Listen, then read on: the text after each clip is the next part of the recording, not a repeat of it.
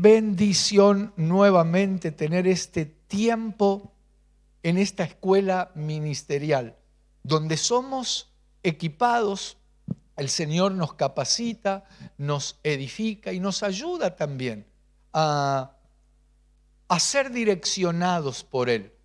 Porque son tiempos donde hay muchas corrientes, muchos se levantan opinando, diciendo, pero qué interesante cuando el Señor nos sigue hablando a través de su palabra. Y yo creo que es bien importante que podamos abrir el oído espiritual, que podamos sintonizar lo que el Señor nos está hablando en este tiempo. Quiero retomar algo que estuvimos compartiendo en el último discipulado de esta escuela, que tenía que ver tal vez con un resumen de cuando se forma la nación santa.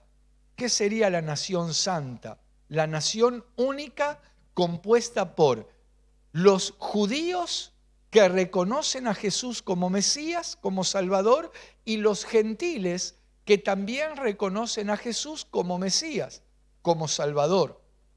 Claro, hoy nosotros lo vemos un poquito más claro, pero hablábamos en el discipulado anterior el problemón que fue para aquellos que hace aproximadamente 2000 años empezaron a ver que un montón de cosas que las tenían asimiladas de una manera, de golpe se están derribando estructuras, porque claro, el pueblo judío que tenía la ley, que guardaba los mandamientos, que eran los guardianes del reino, de repente se encuentran con que empiezan a llegar gentiles y ellos estaban acostumbrados a que lleguen gentiles, pero que se conviertan al judaísmo y que comiencen a practicar las fiestas, los mandamientos, subir a Jerusalén 3 veces al año en esas 3 fiestas que marca Levítico capítulo 23. Pero de repente se encuentran con que ahora los gentiles, abriendo su corazón al Mesías, es decir, reconociendo a Jesucristo como Señor y Salvador, pasaban a ser parte del pueblo de Dios o del Israel de Dios. Claro, se generó todo un problema. ¿Por qué? Porque los judíos tenían la ley. Ahora pensemos lo siguiente, y estoy recordando que en el discipulado anterior tomamos como pasaje base Hechos capítulo 15, donde habla de la restauración del tabernáculo de David, que se había caído. Sin embargo, Dios mismo lo restaura, ¿para qué? Para que el resto de los hombres, es decir, para que la humanidad invoque al Señor. Antes no era así en la antigüedad. Los únicos que podían hacerlo era el pueblo de Israel, que el Señor a través de Abraham, Isaac, Jacob fue preparando.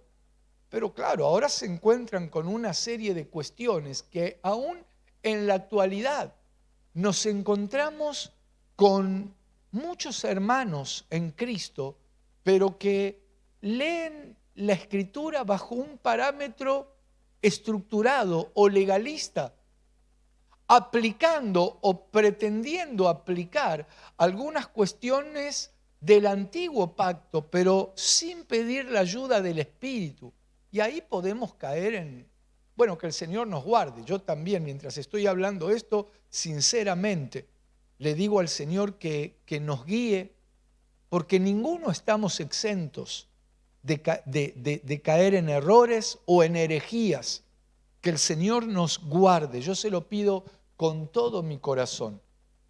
Pero hay cosas, por ejemplo, hace unos años me invitaron a compartir a una provincia del norte, no voy a mencionar, pero una provincia del norte. Fue una reunión, muy linda reunión, donde llegaron pastores de diferentes pueblos de esa ciudad donde estábamos. Una reunión muy interesante fue.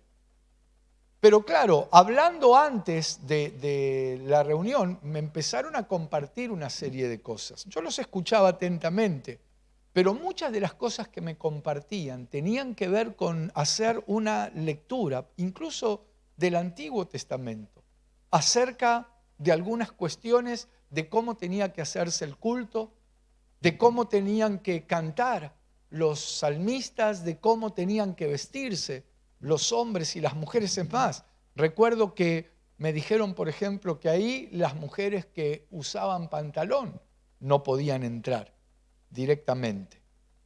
Yo sé que mientras hablamos esto, como llega a muchos lugares, algunos se pueden ver hasta ofendidos con esto, pero no es la intención nuestra, sino exponer la palabra. Y ellos toman un pasaje, a ver, lo voy a ir a buscar, que está en Deuteronomio. Si lo logro encontrar en Deuteronomio capítulo 22, no recuerdo cuál es el versículo.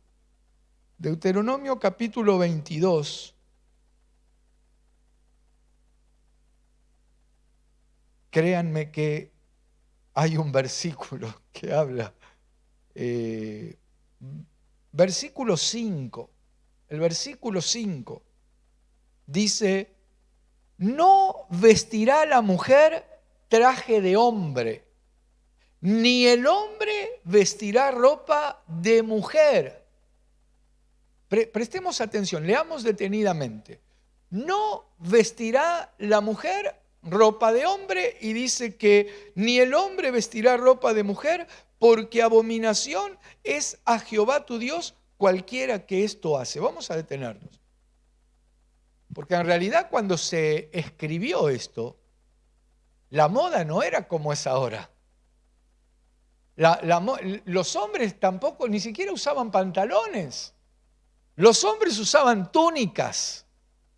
Y las mujeres también usaban túnicas, no existía el pantalón. Entonces yo digo, ¿en qué nos estamos basando? Por poner un ejemplo, para decir que la mujer no puede, o, a ver, mejor dicho, ¿será eso lo que está diciendo este pasaje, que la mujer no puede usar pantalón? No. Lo que está diciendo tanto para la mujer como para el hombre, de alguna manera que no sean travestis. Es decir, que no usen.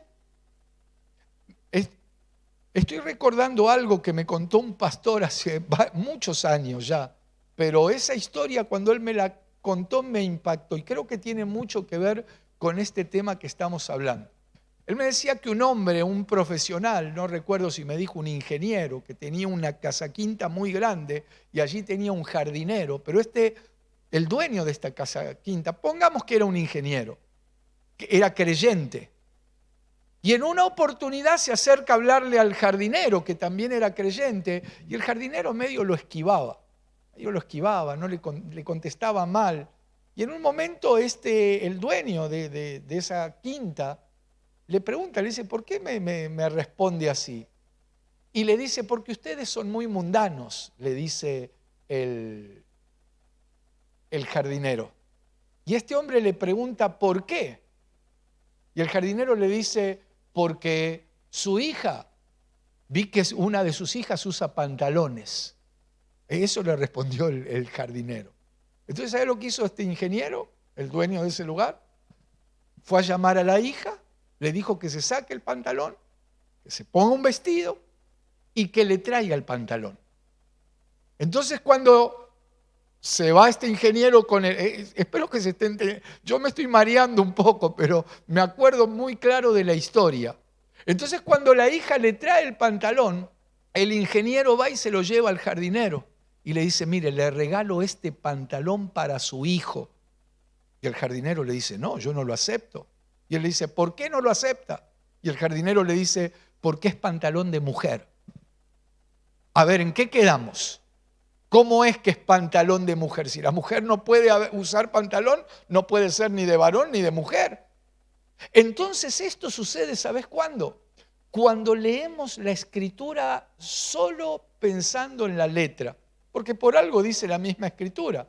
La letra mata, pero el Espíritu vivifica. Entonces nosotros necesitamos ajustar algunas cuestiones del Antiguo Testamento, porque no olvidemos que los apóstoles, los siervos, los hombres y las mujeres, cuando se empieza a formar la nación santa, la iglesia, ellos se basaban exclusivamente en el Antiguo Testamento. No existía el Nuevo. Luego, claro, lo fueron escribiendo. El libro de los Hechos, la carta a los Romanos, primera y segunda carta a los Corintios, y bueno, todo el Nuevo Testamento. Entonces, quiero retomar un instante en el libro de los Hechos cuando habla de la restauración del tabernáculo caído de David, porque Dios lo levanta con un propósito. Dice allí en Hechos, vamos a buscar capítulo 15, versículo 15. Dice, y con esto concuerdan las palabras de los profetas, como está escrito. Se están basando en lo que estaba escrito. Versículo 16. Después de esto volveré, el Señor está hablando, y reedificaré el tabernáculo de David que está caído. Y repararé sus ruinas y lo volveré a levantar para que el resto de los hombres, oí esto, para que el resto de los hombres busque al Señor y todos los gentiles sobre los cuales es invocado mi nombre. Qué importante esto, porque si solo nos basamos en el sacerdocio levítico, los gentiles no tendrían ninguna posibilidad. Sin embargo, aquí dice, para que el resto de los hombres busque al Señor y los gentiles, dice, todos los gentiles sobre los cuales es invocado mi nombre. Y luego el versículo 18 dice, bueno, dice el Señor que hace conocer todo esto desde tiempos antiguos. Qué maravilloso. Yo recuerdo cuando se me reveló de alguna manera esto. Claro, las luchas que tuvimos al comienzo, porque nosotros servíamos al pueblo judío. Pero se ocasionaron muchas luchas porque mis queridos hermanos, que también teníamos un ministerio mesiánico, empezaron a levantarse y a criticarnos.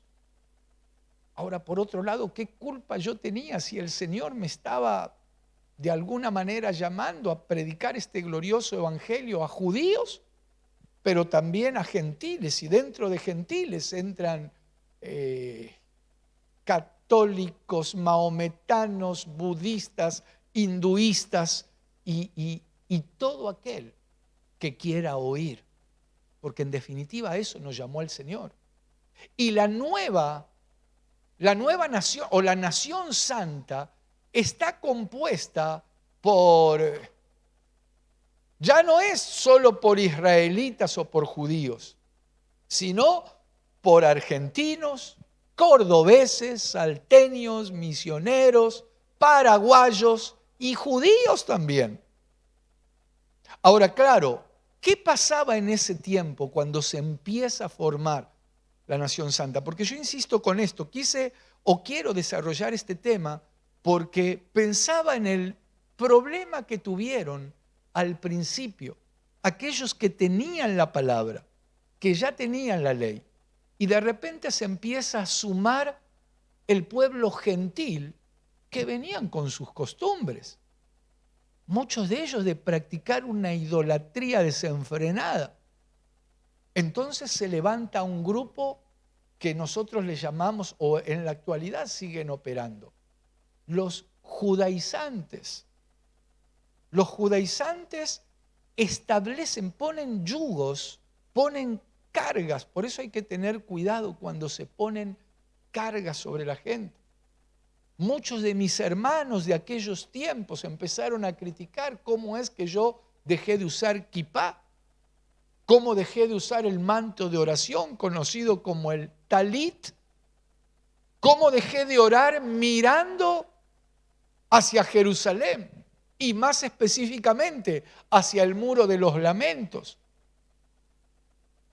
Y yo les recuerdo, si hay alguien que está pensando de esa manera, que aún en el muro de los lamentos, en la actualidad, las mujeres no pueden ingresar, tienen un lugar aparte. Si alguien va a Israel y llega al Muro de los Lamentos, es más, ahí pueden llegar judíos, gentiles, enemigos, el que sea, pero si es una mujer no puede llegar ahí. Ahora, volviendo al libro de los Hechos, al capítulo 15, empiezan a aparecer unos y se levantan diciendo lo que, o sea, arrogándose el monopolio de la palabra y diciendo cómo era la cosa, cómo tenían que adorar a Dios, cómo tenían que convertirse si querían ser salvos. Se generó un tsunami espiritual, porque ellos decían que tenían la manera. Por eso quiero ir a buscar Hechos capítulo 15, permítanme buscar. Hechos 15, dice el versículo 1. Entonces, algunos que venían de Judea enseñaban a los hermanos, oigan lo que estos enseñaban. Por eso te digo que era un lío al principio. Esto enseñaban los que venían de Judea. Si no os circuncidáis conforme al rito de Moisés, no podéis ser salvos. Imagínate lo que estaban diciendo esto. Los varones se tenían que circuncidar.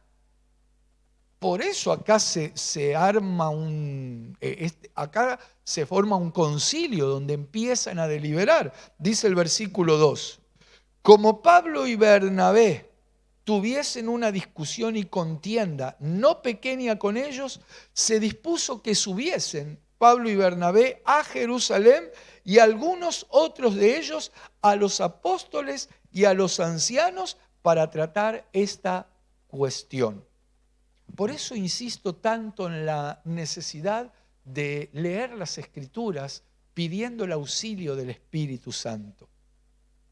No ponernos mirando un programa, o sea, hay libertad, pero si realmente queremos recibir lo que el Señor nos quiere dar, la sustancia, lo que el Espíritu quiere mostrar, tenemos que pedirle al Señor. Y yo le doy gracias al Señor que Él nos permite, por lo menos en estos temas que estamos tratando, y a la vez por lo que me ha, como te decía antes, lo que me ha permitido experimentar, bajo la crítica en su momento de tantos hermanos que servíamos en un ministerio, pero que ellos no aceptaron un llamado conforme a lo que el Señor me estaba diciendo en ese momento y mostrando en las Escrituras, un llamado a gentiles y a judíos, a todos los que quieran recibir al Mesías, porque en definitiva somos los que conformamos la nación santa. Porque te digo, así como por un lado, aquellos hermanos judíos, creyentes en el Mesías, no aceptaban esto, por otro lado nos encontramos con muchos creyentes, no judíos, pero que son creyentes, pero que de alguna manera también practican cierta manera de idolatría. A veces me toca ir a ministrar a algunos lugares y en estos discipulados o en esta escuela ministerial no es la intención ofender ni agredir a nadie. Pero a veces me encuentro con hermanos que cargan una cruz en el medio del pecho o una estrella de David en el medio del pecho. Como diciendo, yo ya la cruz no la uso, ahora uso la estrella de David. Y si analizamos un poco la estrella de David, nos vamos a dar cuenta que en realidad no fue algo establecido por el Señor. Pues tendríamos mucho para hablar de la estrella de David.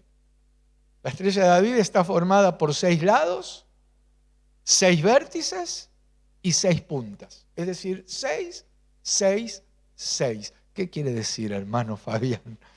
¿Que es algo diabólico? El que tiene oídos para oír, oiga lo que el Espíritu dice a las iglesias. Pero en realidad, en el Antiguo Pacto, y en el Antiguo y en el Nuevo Testamento. En el Nuevo Testamento, en Hechos capítulo 7, creo que es el versículo 43, que lo podemos buscar. Y también en el Antiguo Testamento, en Amós, cuando Amós les escribe en Amós capítulo 5. A ver, vamos por orden. Vamos a buscar Amós capítulo 5 primero, a ver si es ahí, que habla de la estrella. En definitiva, con las cruces, con las estrellas que se cuelgan, ¿saben quiénes son los que salen ganando? Los que las fabrican. Ellos sí quieren que se vendan muchas.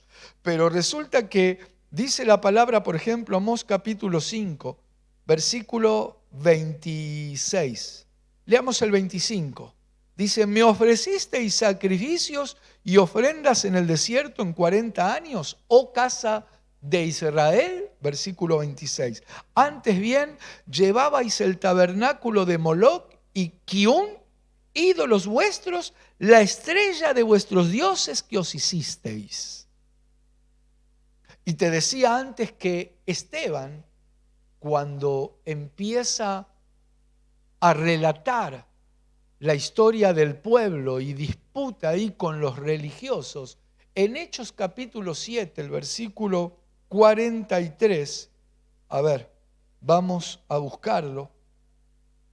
Aquí está, Hechos 7 y 43, pero lo voy a leer, me gusta como lo dice la Biblia de las Américas, la LBLA, este mismo versículo, dice de la siguiente manera. También llevasteis el tabernáculo de Moloc y la estrella del dios Renfán, las imágenes que hicisteis para adorarlas. Yo también os deportaré más allá de Babilonia. Entonces aquí aparece la estrella del dios Renfán. No hay un establecimiento bíblico o de parte de Dios de la estrella de David, pero tampoco es el tema y no quiero entrar en eso, tendríamos mucho para profundizar, es interesante, pero no es el tema. Lo que te quiero mostrar es que si se lee la palabra sin el auxilio del Espíritu, sin pedir ese discernimiento, si dejamos que los legalistas, que los judaizantes de este tiempo ingresen, como en muchos lugares que lo que están haciendo es muy delicado. Es que es delicado este tema, porque esto tiene su origen en cosas que eran abominación al Señor. Ya el pueblo de Dios en el antiguo pacto se había desenfrenado. En Jeremías capítulo 7, versículo 18, habla que... A ver, vamos a buscarlo también. Jeremías capítulo 7, versículo 18. Aquí está. Dice, los hijos recogen la leña, los padres encienden el fuego y las mujeres amasan la masa para hacer tortas a la reina del cielo y para hacer ofrendas a dioses ajenos para provocarme a ira. Mirá qué impresionante. Es decir, el pueblo judío, el pueblo del antiguo pacto, el Israel nacional en ese tiempo, estaba provocando a ira al Señor, incensando y ofreciendo a la reina del cielo. Entonces esto no tiene que ver solo con los judaizantes, porque en este tiempo también hay adoraciones, hay basílicas, hay iglesias donde uno se encuentra con una serie de muñecos, en definitiva con cosas hechas por manos de hombres, que por más ojos bonitos que les hagan no pueden ver, por más manos no pueden palpar, por más boca no pueden hablar. Y así nos encontramos con vírgenes y con cosas que veneran, que les piden cosas. Pero claro, por eso te estoy hablando de ajustar esto y traerlo y leer la Escritura con un discernimiento espiritual, pidiéndole al Espíritu. Recuerdo hace un tiempo a un grupo de hermanos de la alabanza, había surgido un tema, entonces yo les hice una pregunta, porque vi que empezó en broma, Pero esa broma fue un poquito subiendo de tono porque, claro, uno tocaba la guitarra, en ese momento otro tocaba la trompeta o el saxo, otro el teclado. Entonces, yo en un momento teníamos cerca de la plataforma el shofar. Entonces, mientras estaban hablando, acerqué el shofar. Y mientras ellos se peleaban para ver quién tocaba el instrumento más santo, le dije, ¿y quién toca el instrumento más santo? ¿Cuál es el instrumento más sagrado? Creo que les dije en ese momento. El del teclado decía el teclado, el de la guitarra decía la guitarra, hasta el de la batería decía la batería.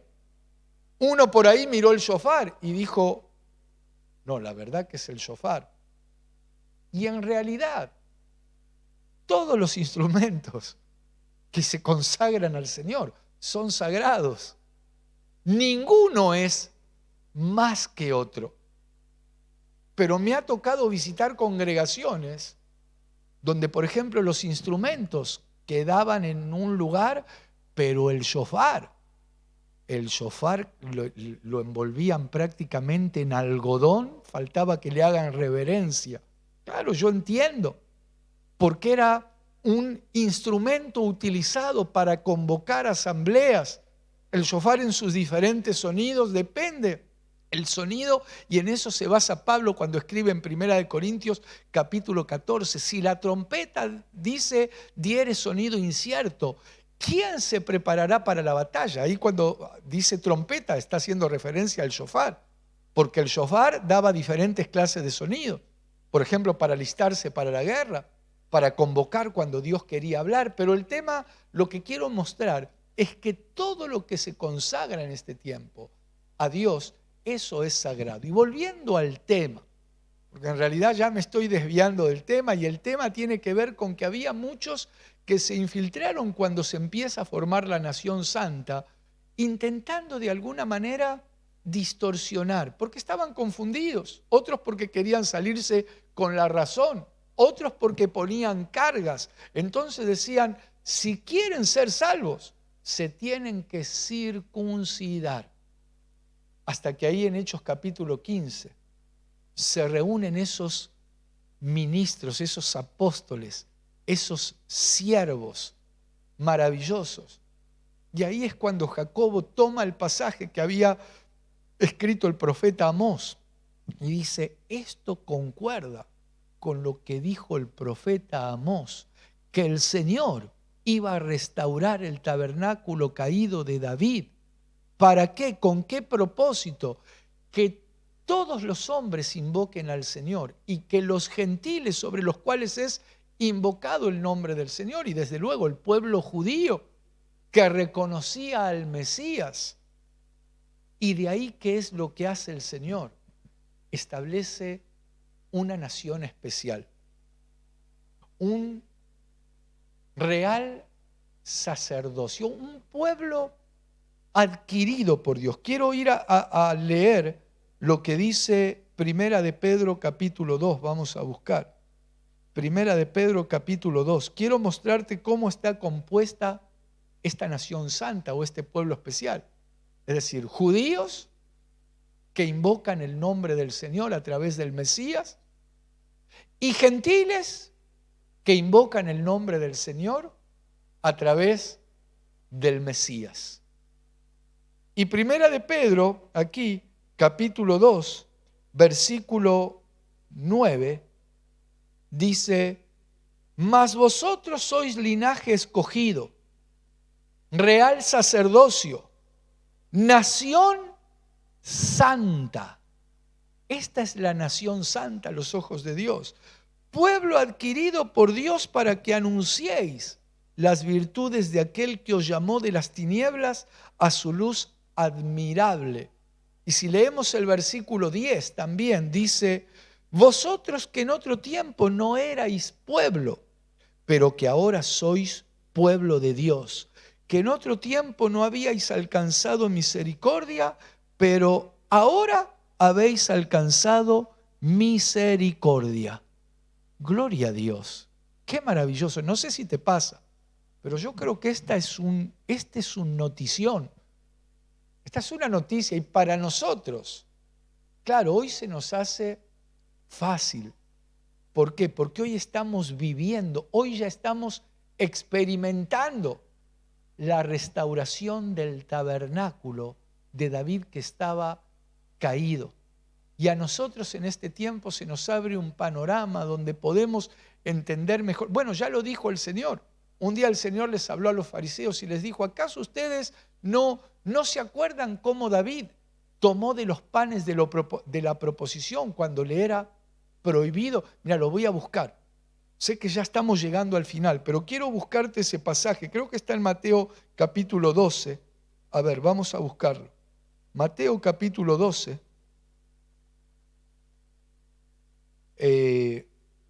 Sí, versículo 2 vamos a leer. Quiero mostrarte cómo el Señor Jesús menciona una especie, en la época del antiguo pacto, se hacían como una especie de paréntesis, de gracia, donde algunos, porque en ese tiempo los únicos que podían comer el pan eran los sacerdotes, no había otro. Sin embargo, aquí el Señor dice: viéndolo los fariseos le dijeron: he aquí tus discípulos hacen lo que no es lícito hacer en el día de reposo.